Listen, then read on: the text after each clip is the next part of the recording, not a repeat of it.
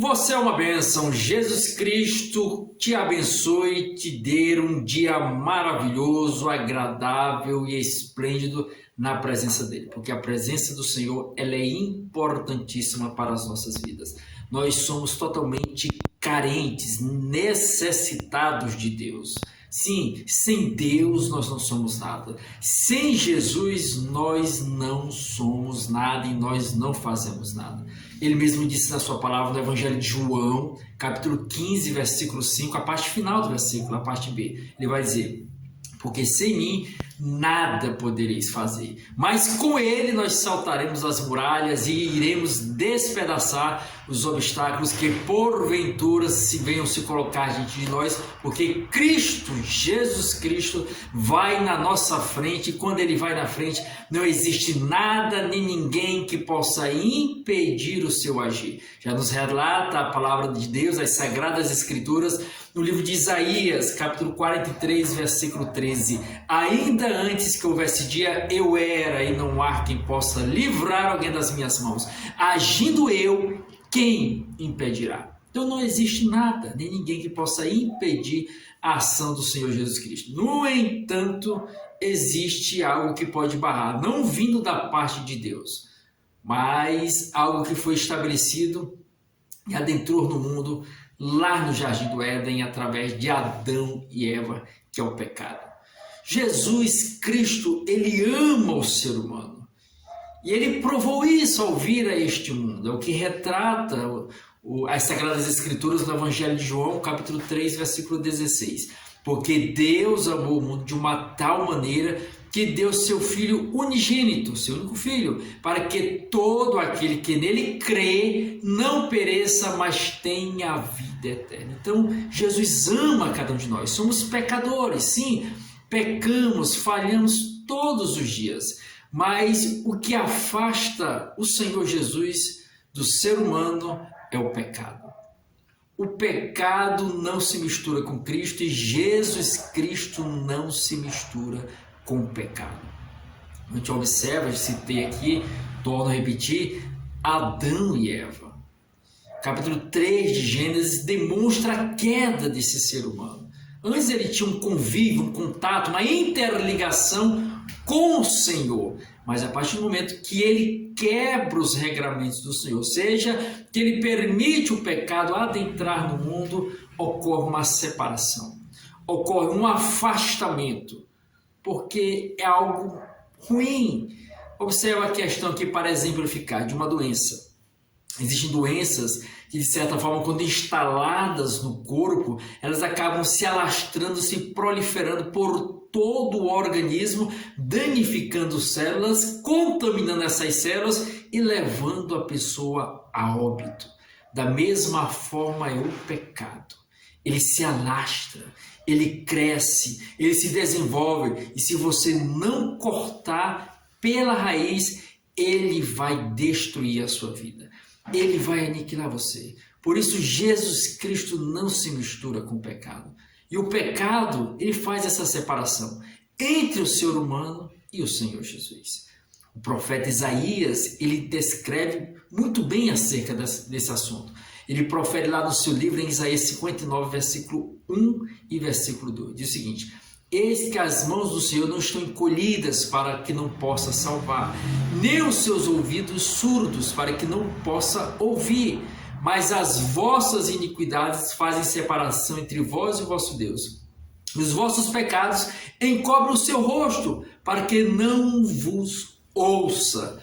Então existe esta barreira, esta separação, que coloca o homem totalmente distante do Senhor Jesus, onde as mãos do Senhor, como foi bem retratado no versículo, elas não estão encolhidas para não poder salvar, nem os seus ouvidos tapados, agravados, surdos para não poder ouvir, mas existe a separação, o pecado, a iniquidade. Então não existe esta mistura entre Jesus e o pecado, e o ser humano deve escolher. Ele deve optar se verdadeiramente ele quer seguir a Jesus, de todo o seu coração. Para isso, tem que renunciar ao pecado, tem que renunciar ao eu. Ah, mas eu peco, quem é que não peca? Todos nós pecamos, eu citei no início da mensagem. Todos nós pecamos todos os dias. Agora, existem pessoas que fazem aquele pecado premeditado, sabem que é errado e mesmo assim se lançam ao pecado. Agora, pecar, como já falei, torno a repetir, nós pecamos, mas em Cristo nós podemos obter o perdão e viver uma vida de renúncia, de abnegação, pedindo a misericórdia de Deus e a força do Senhor através da presença do Espírito Santo. Sim, o Senhor está disposto a nos ajudar, está disposto a nos erguer, a nos levantar e a nos colocar de pé, nos fazendo trilhar os seus caminhos em direção às mansões celestiais, ao reino de glória, a qual Ele prometeu para cada um de nós. Mas se você não renunciar ao pecado, o Senhor não abandonar, você pode ser destruído. Mas se você confessar, se você se afastar, o Senhor está de braços abertos para te receber.